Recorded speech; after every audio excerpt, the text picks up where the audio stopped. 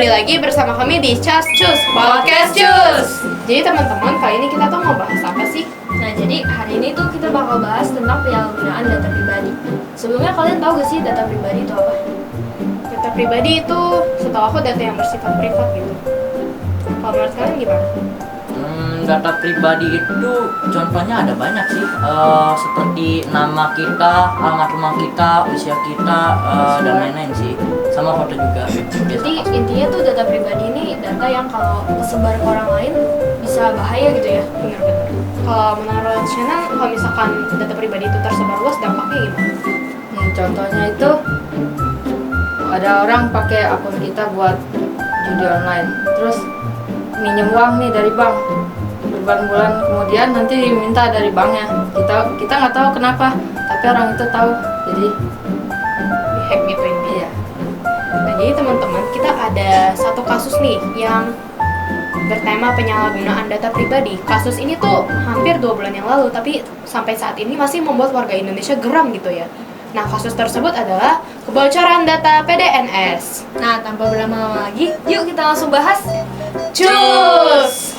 Nah, jadi teman-teman, kasus kebocoran data PDNS ini punya kronologi nih. Kronologinya ini bermula dari data PDNS yang bocor akibat kelalaian Kominfo dalam menggunakan sandi PDNS. Waduh. Jadi maksudnya kelalaian Kominfo tuh gimana tuh? Maksudnya itu kayak sandi PDNS-nya tuh admin berapa ya teman-teman? Admin 1, 2, 3, 4, 5. Aduh. Berarti ini Pantes hack gitu. kebocoran data PDNS juga akibat dari mereka yang nggak ngeset passwordnya ke yang lebih aman gitu kah? Iya. Makanya masalah ini tuh dibesar-besarin karena selain bocornya data, Kominfo dinilai kurang gitu dalam menjaga keamanan. Lalu kebocoran datanya ini disalahgunain sama hacker nih. Dia minta uang tebusan berupa 131 miliar nih teman-teman. Berarti penyalahgunaan data pribadi itu bukan cuma bisa dipakai buat judi online aja ya, bahkan bisa sampai minta tebusan sebesar itu ke suatu negara gitu. Iya. Apalagi dia tahu nih yang diminta bukan main-main, jadi dia berani minta harga yang gede gitu. Terus akibatnya tuh servernya itu down nih, jadi terbuka peluangnya penyelundupan orang, pemberangkatan korban perdagangan manusia, sama terhambatnya proses imigrasi. Waduh, menurut kalian gimana tuh? Yang proses imigrasinya terhambat, kasihan banget gak sih? Kalau ini sih berasa banget ya, apalagi sampai masuk berita orang-orang yang mau imigrasi dan mau ngurus hal-hal yang perlu mereka urus buat pergi-pergi malah kehambat gara-gara masalah ini.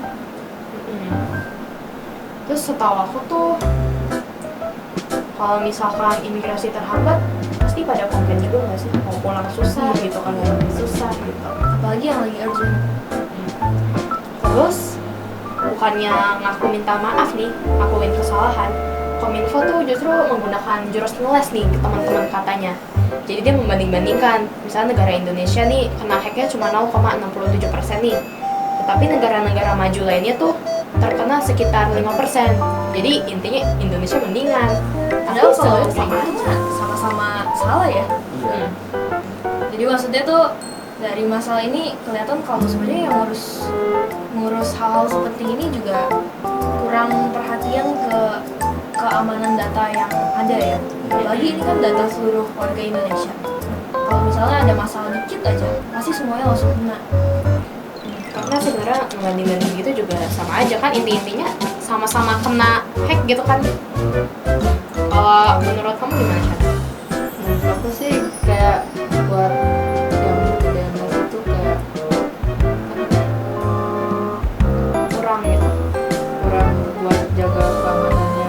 Jadi berarti tuh secara singkat ya, kronologisnya tuh kira-kira awalnya data PDNS dibobol, jadi servernya itu down. Terus data-data di dalamnya itu dikunci sama hackernya, karena hackernya mau minta tebusan 131 miliar. dia. Nah jadinya tuh bahkan sampai ke airport pun kacau balau, karena data-data imigrasi gak bisa diakses. Jadi harus manual difoto sama petugas airportnya. Iya, jadi kan kurang aman tuh. Nah terus selain itu banyak yang mengatakan kalau sebenarnya kebocoran ini sangat mudah untuk dicegah ya sebenarnya. Iya, karena itu perkara passwordnya yang kurang aman aja gitu. Terus kasus ini tuh terjadi pada 26 Juni 2024 teman-teman. Jadi sebenarnya belum lama ini sih. Tapi ya karena ini kan kelihatannya kayak bener-bener kelalaian dari mereka ya katanya. Makanya kasus ini tuh begitu keluar jadi gempar banget gitu. Lalu kasus kebocoran data PDNS ini kita ambil dari sumber CBNS dan kompas.com teman-teman. Jadi lebih akurat menurut kita gitu. Lalu kasusnya itu kenapa bisa terjadi sih sebenarnya? Sebenarnya ya kalau menurut aku sendiri itu mungkin faktor utamanya dari kelalaian mereka sendiri. Karena platform sebesar PDNS kalau Maksudnya kayak iya kurang keamanan gitu. pasti Gampang kebobol. Iya. bahaya banget. Terus penyelesaiannya gimana tuh? Penyelesaiannya tuh katanya nih ya, Budi Ari Menkominfo-nya itu dia membuat aturan baru nih yang lebih memperketat keamanan lah gitu. Tapi beberapa orang bilang di media massa kalau Budi Ari nih nunggu musibah dulu baru diperketatin gitu. Dan untuk datanya sendiri tuh abis dihack kan PDNS sendiri bilang kalau mereka gak bakal tembus uangnya. Jadi pada takut juga tuh datanya hilang semua. Cuman terakhir tuh katanya mereka udah ada usaha-usaha buat recover datanya. Cuman gak ada yang ngejelasin kalau itu sebenarnya udah berhasil atau belum tuh.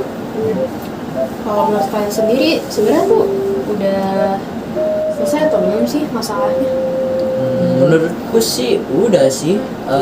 Tapi yang anehnya itu si hackernya itu ngebalikin data, terus dia buat permintaan maaf sama si Kominfo. Oh, dia bilangnya tuh cuman buat pelajaran buat Indonesia gitu. Iya. Dan itu agak aneh aja sih. Kalau menurut kamu gimana sih? Ya rata-rata sama sih kayak Rafael, kayak kok aneh abis ngebobol ke nge-hack yang buat negara itu terus tiba-tiba dibalikin terus minta maaf, itu kok gitu. Iya. Apa dia udah bisa netizen kali? Dan itu Indonesia juga udah berusaha recover datanya kan. Cuman ada yang bilang sebenarnya udah berhasil, cuman baru beberapa persen.